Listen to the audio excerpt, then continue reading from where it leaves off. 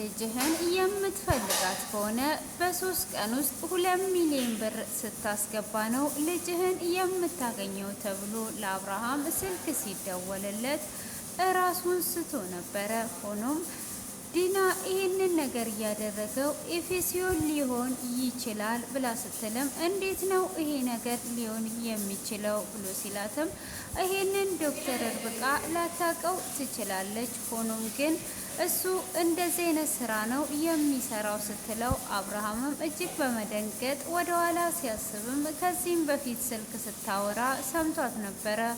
ሆኖም ዶክተር ርብቃ ጋር በመሄድም ፍቅረኛሽን ለመጨረሻ ስንት ሰዓትና መቼ ነበር እያገኘሽው እያለም እያፋጠጣት ይገኛል። እንግዲህ በባለፈው ክፍል ላይ የምታስታውሱት ከሆነ ሳቢላ ከታገተች በኋላ አብርሃም እጅግ በመጨነቅ ልጄ የት ነው ያለችው? ልጄ ምግብስ በልታ ይሆን? ልጄ እንዴት ሆነች? በማለት እየተጨነቀ ሳሎን ላይ እየሄደ እያለ ነበር እንዴትስ ወጥቼ እፈልግሻለሁ፣ ግዴታ እዚህ ሆኜ ነው የምጠብቅሽ እንጂ ስልክ እስኪደወልልኝ በማለትም እንግዲህ ወጥቶ ለመፈለግም ስላልቻለ ግራ በመጋባት ውስጥ ነበር ክፍሉ የተጠናቀቀው። ሆኖም በዛሬው ላይ ስልክ ይደወልለታል። ስልክም ከተደወለለት በኋላ አንተ የምትወደው ውዱ ነገር እዚህ ነው ያለው ብሎ ይለዋል። እሱም ቶሎ ብሎ ልጄ ናት ወይ በማለትም ሲናገር ይሄን ያህል ለመገመት እንደዚህ ሰዓት ይፈጅባል ወይ ውድ ነገርህን ለመገመት ብሎም ይስቅበታል። አብርሃምም እጅግ በጣም ስሜታዊ ስለሆነ አለቅህም እገለሃለሁ በማለትም ብዙ ቃላቶችን ሲዝትበት ነበረ። ሆኖም ዲና አባቴ ልጃችን እዛ ነው ያለችው፣ ስለዚህ በስርዓት አናግረው ብላ ትለዋለች። ሆኖም ንጹም አብርሃምን በስርዓት አናግራቸው ሳቢላን እስክንወስዳት ድረስ ምንም አይነት ነገር አትናገር፣ እባክህ ተረጋጋ በማለትም እንዲረጋጋ ያደርጉታል።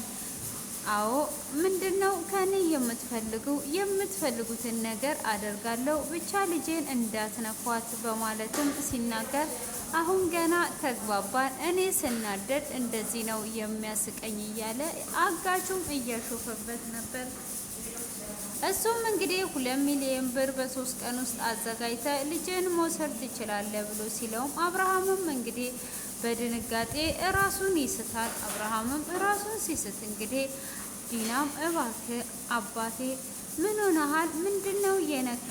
እባክህ እያለች እንግዲህ ወደ ራስህ ተመለስ እያለች ሁሉም ደንግጦ አብርሃም ተንፍስ፣ እንደዚህ መሆን የለብም እባክህ፣ ልጄ ምን ሆና ይሆን? ልጄ የኔ ምን አይነት ነገር ላይ ነው ያለችው? በማለት እጅግ በጣም በመጨነቅ እሱንም እንግዲህ ለ3 ይዘውት እንደምንም ብለው ያረጋጉታል።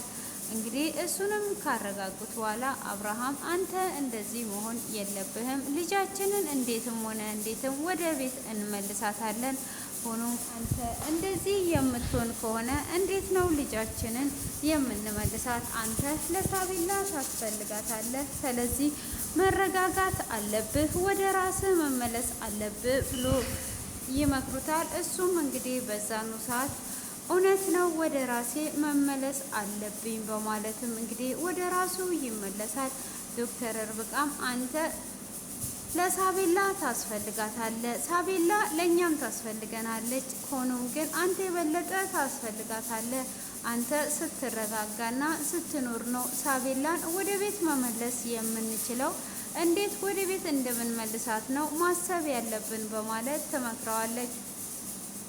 እሱም እውነታችሁን ነው በማለት እሱም ከተረጋጋ በኋላ በቃ አሁን እንግዲህ ረፍት አድርጉ፣ ያሉንን ነገር አድርገን የምን ሁሉንም ነገር ያለኝን አልሸጥም፣ እንደምንም ልጄን ወደ ቤት አመጣታለሁ፣ ልጄ ምንም አትሆንም እያለ እንግዲህ እየተሰቃየ ይገኛል።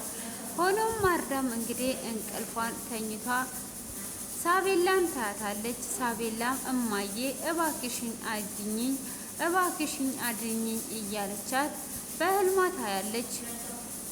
ማርዳም እጅግ በጣም በመደንገጥ ከእንቅልፏ ስትነሳ ህልም ነበረ፣ ልጅማ የሆነ ነገር ሆናለች፣ ንጹህ ደብቃኝ ነው እንጂ ልጄ የሆነ ነገር የሆነችው ነገር አለ በማለትም እንግዲህ ዲና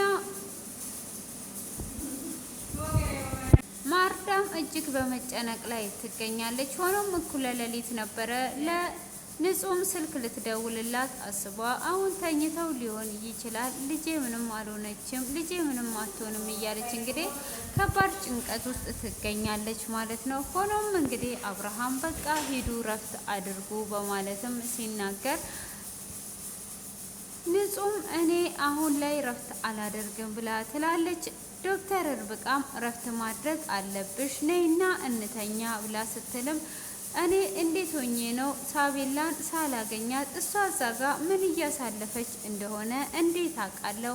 ስለዚህ በፍጹም አልተኛም ብላ ትላታለች። አይ መተኛት አለብሽ እረፍት አድርጊ ብላ ስትላትም እኔ ሳቢላ ማለት ያደራ ልጄ ናት፣ በፍጹም እሷ ከሌለች አልተኛም ብላ ስትል ዲናም እጅግ በጣም ትናደዳለች።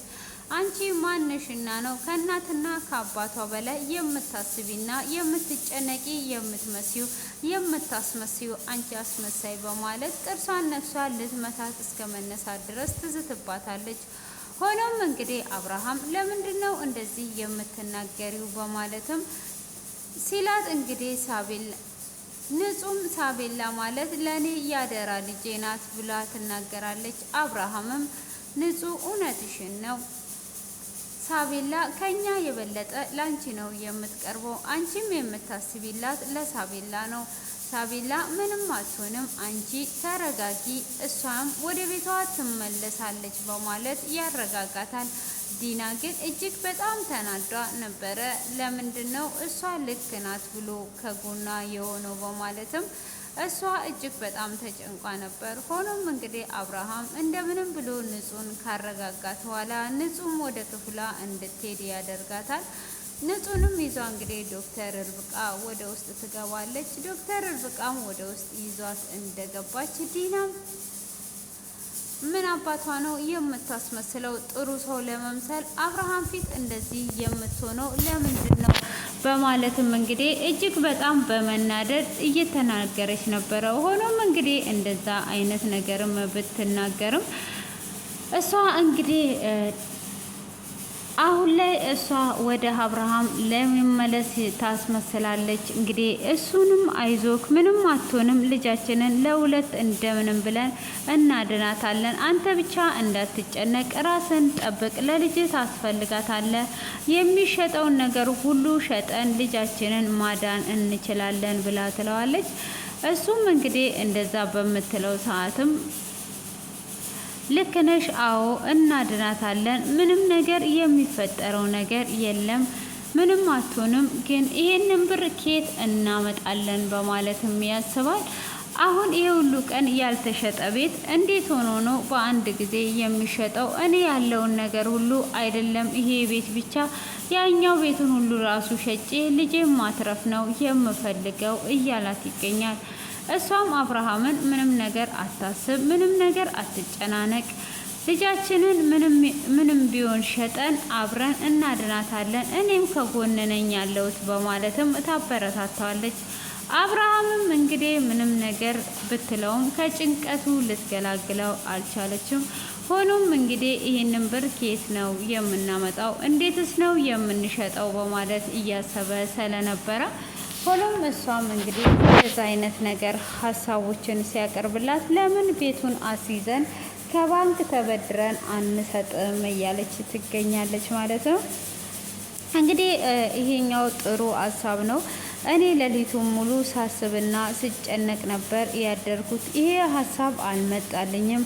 ስለዚህ አሁን ላይ ያመጣሽው ሀሳብ የኔ ፍቅር በጣም ጥሩ ሀሳብ ነው። በቃ ሳቤላን እንዴትም ሆነን እናድናታለን በማለትም እንግዲህ ይስማማሉ ማለት ነው። ያንን በተስማሙ ጊዜ እነሱም እንግዲህ ስልኩን በመጠበቅና ይህንን ብድር ተበድረው ለሳቤላ ብሩን ተከፍሎ ሳቤላ ካለችበት ለመገላገል እያሰቡ ይገኛሉ። ሆኖም እንግዲህ አብርሃም እጅግ በጣም ጭንቀት ውስጥ ነው የሚገኘው።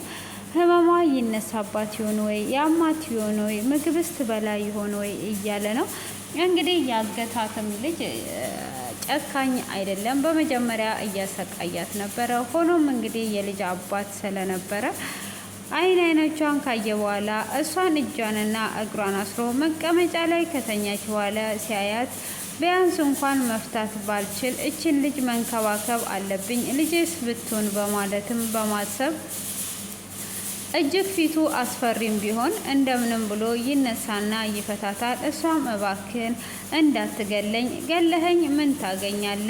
አባቴ ይጨነቅብኛል፣ እንዳትገለኝ። እኔ አንተ ብትገለኝ ከኔ ምን ታገኛለ? ገለኸኝስ ምን ትጠቀማለ? ስለዚህ እንዳትገለኝ እባክን በማለትም ትማጸነዋለች።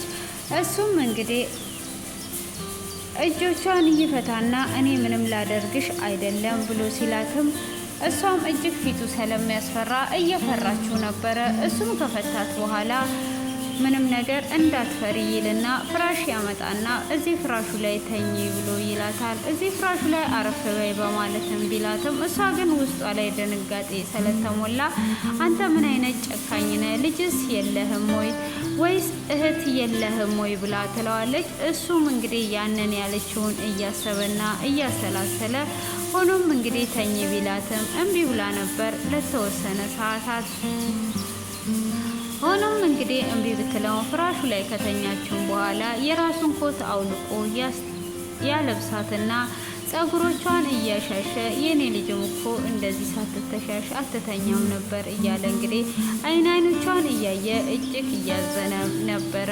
ሆኖም እንግዲህ ለመንከባከብ ለራሱ ቃል ስለገባ ምግብ ከውጭ ያመጣላትና መነሳቷን እየተጠባበቀ እሷ ያለችውንም ቃላት አይምሮ ውስጥ እየተመላለሰበት ሆኖም እንግዲህ ከተነሳች በኋላ ምግቡን ያመጣና ይሄም ምግብ ሽንቢ ደግሞም ቾኮሌትም ገዝቼልሻለሁ ቾኮሌት ትወጃለሽ ብሎ ይላታል። እኔ ምንም አይነት ምግብ መብላት አልፈልግም፣ ቾኮሌትም ሆነ ምንም ነገር መብላት አልፈልግም፣ ምግቡንም አልበላም፣ እኔ የምፈልገው አባቴ ጋር መሄድ ነው ብላ ትለዋለች። እሱም እንግዲህ እጅግ በመጨነቅ ምን ማድረግ እንዳለበትና ምግብ እንድትበላ ሊያደርጋት ያስባል ማለት ነው። ሆኖም እንግዲህ ወደ አብርሃም ጋር ስልክ ይደውላል። አብርሃምም እንግዲህ ስልኩን ሲደውልለት ልጄን ምንም ነገር እንዳታደርጋት ብሩን አዘጋጅቼልሃለሁ ልጄን ብቻ ምንም እንዳታደርግ ይለዋል። እሱም እንግዲህ እሺ በማለት ልጅህን አንዴ አናግራትና ምግብ እንድትበላ አሳምናት ብሎ ይለዋል። እሱም እንግዲህ እሺ ካለው በኋላ ሳቤላም አባቴ ናና ውሰደኝ፣ ሰውየው ያስፈራል፣ ሰውየው ጨካኝ ነው በማለት ትነግረዋለች። እሱም በዛን ሰዓት እንግዲህ ኮስተር ብሎ ያያታል።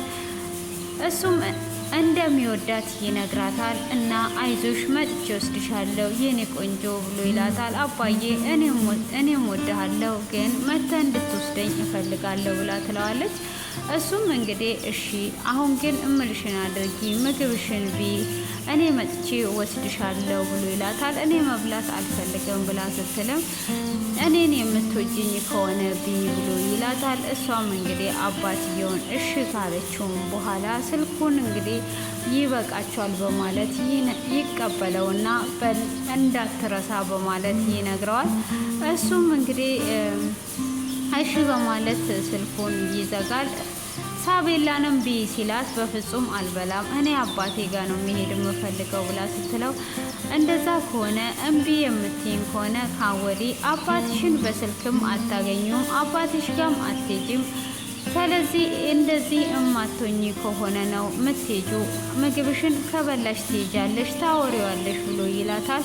አባትሽን የምትወጂ ከሆነ ቢ በማለት ሲላትም እሷም እንግዲህ ለአባቷ ለማለት ያመጣላትን ምግብ ትበላለች። እሱም እጅግ ፈገግ እያለ እየተደሰተ ነበር ምግቡን ስለበላችለት።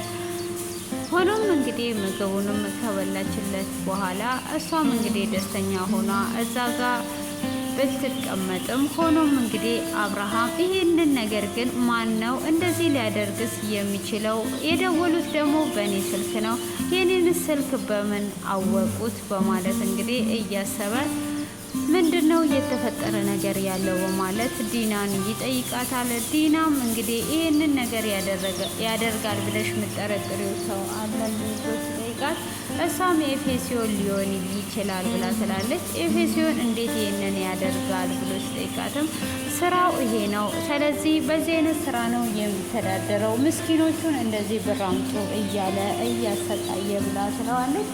እሷም እንግዲህ እንደዛ በምትለው ሰዓት እውነትሽን ነው ብሎ ይላታል። ከዛም እንግዲህ በባለፈው ጊዜ ስልክ ስታወራ አይቷት ነበረ። ያንን የምታወራውን ስልክ ስላየ ምንድን ነው ብር ይሄን ያህል ብር አስገቢ ሲላት ኤፌሲዮን ባከን ከቤተሰቦቼ ራቅ፣ እኔ እንደዚህ አይነት ብር የለኝም እያለች እንግዲህ እየተናገረችው የነበረው ስልክ ስታወራ ስለሰማ ቀጥታ ወደ ዶክተር እርብቃ ጋር ነበረ የሄደው። አባቴ እንደዚህ እንድትሆን እኮ አይደለም ተረጋግተ እንድታስብ ነው ብላ ስትለውም እሱም ወደ ዶክተር እርብቃ ጋር ሄዶ ይቅርታ አድርግልኝ ዶክተር እርብቃ በዚህ አይነት ነገር ሳናግርሽ ብሎ ይላታል። ፍቅረኛሽን ለመጨረሻ መቼ ነው ያገኘሽው ብሎ ሲላትም እሷም እንግዲህ ትናንትና አግኝቼዋለሁ ስንት ሰዓት ነው ያገኘሽው ብሎ ሲላትም ይህንን ነገር ለምንድን ነው የምትጠይቁኝ? ለምን እንደምትጠይቁኝ ከነገራችሁኝ በኋላ እነግርሃለሁ ብላ ትለዋለች። እሷም እንግዲህ እንደዛ በምትለው ሰዓት በፍጹም የተጠየቅሽውን ጥያቄ መልሽ እንጂ ምን አገባሽ በማለት እንግዲህ ፍርፍር እያለች ዲና ትናገራለች። ሆኖም አብርሃም ሳቤላ እየታገተችው ከትምህርት ቤት ስትወጣ ነው። ስለዚህ እሱን ስንት ሰዓት እንዳገኘሽ እና ከዚህንም በፊት ደግሞ ለዲና ደውሎ ብር ሲጠይቃት ነበረ። ስለዚህ እሱ ነው ያገታት ብላ ትለዋለች። እውነት አብርሃም እሱ አግቷት ከሆነ አንዲት ሳንቲም ሳትከፍል እኔ እሷን አመጣታለሁ። ሆኖም ግን ኤፌሲዮን እንደዚህ አያደርግም። እንዴት ኤፊ ይህንን ነገር ያደርጋል ብላ ስትልም ስለ አንድ ሰው አውቃለሁ ብለሽ መናገር ሽንትተሽ አሁን የት እንዳደረጋት ብቻ ጠይቂ ብላ ትላታለች። እሷም በፍጹም ይህን አያደርግም እያለች እንግዲህ እያሰበች ነው። እውነት ኤፍሬም ይህንን ነገር ካደረገ እንዴትስ አብርሃምን እያወቀው፣ በዛ ላይ ደግሞ ለምንስ ነው ሳቤላን ያገተው በማለት እንግዲህ እጅግ እያሰበችና እየተጨናነቀች ትገኛለች ማለት ነው። ሆኖም እንግዲህ እንደዛም ብታስብም እንግዲህ አብርሃምም እየተጨነቀም ቢሆን ዲና እንግዲህ አሁን ላይ ቤቱ ተሽጦ ሁሉም ነገር ለሳቤላ እንደሚውል እየሰማኝ ስለሆነ በስተ መጨረሻ ምን እንደምታደርግ እንግዲህ የምንጠብቀው ይሆናል። ሳቤላ እንግዲህ ምንም ሆነች ምንም እሷ የምትፈልገው ነገር የለም። ያው እሷ ባርኮንን እንደዛ አድርጎ ቢያስፈታላት ነው የምትደሰተው። ሆኖም እንግዲህ ኤፍሬም እዚህ ጋር ያደረገው ነገር ትክክል አይደለም። ቢያንስ እንኳን ሳቤላን ሳይሆን ማገት የነበረበት ራሷ ዲናን ነበረ ማገት የነበረበት ማለት ነው። ስለዚህ ምንም በማታውቀው በምትታመም ሕፃን ልጅ እንግዲህ ሕፃኗ ታማሚ እንደሆነችም ያውቃል። ከዚህም በፊት አንድ ነገር ብትሆን እንዴት እንደሚሆን አስባችሁታል። ስለዚህ እንግዲህ ዶክተር እርብቃ እንግዲህ እሱ እውነት እሱ አግቷት ከሆነ በነፃ ወደ ቤት እንደምታስመልስለት ቃል ገብታለታለች። ሆኖም ግን እሷ ይሄንን ነገር አያደርግም ብላ ነው የምታስበው። ከንጹህ ጋራ ተኝተው ነበረ። ንጹህም እንግዲህ ከእንቅልፏ ስትነሳ ዶክተር እርብቃ የለችም ማለት ነው። እርብቃ እያለች ስትፈልጋት እርብቃ የለችም። ማንም የለም እንዴ ምንድን ነው እያለች ወደ ታች እያየች እያለ እንግዲህ ዲና ዘና ፈታ ብላ እየሄደች ነበረ። እንዴ አብርሃም እንደዚህ ተጨንቆ እያለ እሷ ወዴት ነው እየሄደች ያለችው? ምንድን ነው እየተከሰተ ያለው? ስለዚህ ወደ ታገተችዋ ልጅ እየሄደች ነው አይደል? በማለት እንግዲህ ንጹህ ልትከተላት ወስናለች ማለት ነው። ንጹህ እንግዲህ በደንብ አድርጓ ነግሯት ነበረ። ከዚህ በፊትም እኔ በሆን አብሬያት ሞታለሁ እንጂ ሳቤላን ትቻት አልመጣም ብላለች። እዛ ፓርቲ ላይ ግን ያው ዲና ምንም ያጠፋችው ነገር የለም። እዛ ጋር ራሷን እንድትስት መድኃኒት ተደርጎባታል። ከዛ ስትነቃ ነው እንግዲህ ሳቤላን ያጣቻት ማለት ነው። እንግዲህ በአሁኑ ላይ ሳቤላን ልትቀርባት በሳቤላ በኩል አብርሃምን ልትጠቀምበት ስላሰበች እያቀረበቻት ነበረ። እንደዚህ አይነት ነገር አላሰበችም። ሆኖም እንደዚህ በመከሰቱ ያው ፍርዱ እንዳለ ዲና ላይ ነው ያለው ማለት ነው። አሁን ግን ምን ልታድርግ አስባ እንደሆነ ከቤት እየወጣች እየሄደች ያለችው እንግዲህ በቀጣዩ በጉጉት እንጠብቃለን ማለት ነው። ኤፌሶንም እንግዲህ ከዶክተር ርብቃ ጋር ያለውን ነገር በዚህ ያበቃል። በቁማር የጨረሰውን ብር እንግዲህ በዚህ አይነት ነገር መመለሱ ተገቢ ነው ብዬ አላስብም። ቢያንስ የሚያፈቅራት እውነት የሚወዳት ቢሆን ኖሮ እሷ ባለችበት ቤት ገብቶ እሷን በዚህ አይነት አይጎዳትም። እጅግ በጣም ደጋግሞ እየጎዳት ነው። ስለዚህ ይሄ ፍቅር ሳይሆን በቀል ነው ብላችሁ ያዙት ማለት ነው። ውድ የተከበራችሁ ፋሚሊዎቼ ሰላማችሁ ይብዛልኝ። እንግዲህ ለዚህ ቤት አዲስ የሆናችሁ ሰብስክራይብ እና ላይክ አድርጉ። እንግዲህ ቀጣዩን ይዤላችሁ የምመጣ ይሆናል። እስከዛው ድረስ እንግዲህ ሰላማችሁ ብዝት ይበልላችሁ። መልካም ቀን ይሁንላችሁ። ቸር ቆዩኝ፣ ቸር ሰንብቱ ማለት ነው። አስተያየት ካላችሁ ደግሞ ኮሜንት ላይ እጠብቃለሁ። በሰፊው አስቀምጡልኝ። እሺ፣ ሰምታችኋል።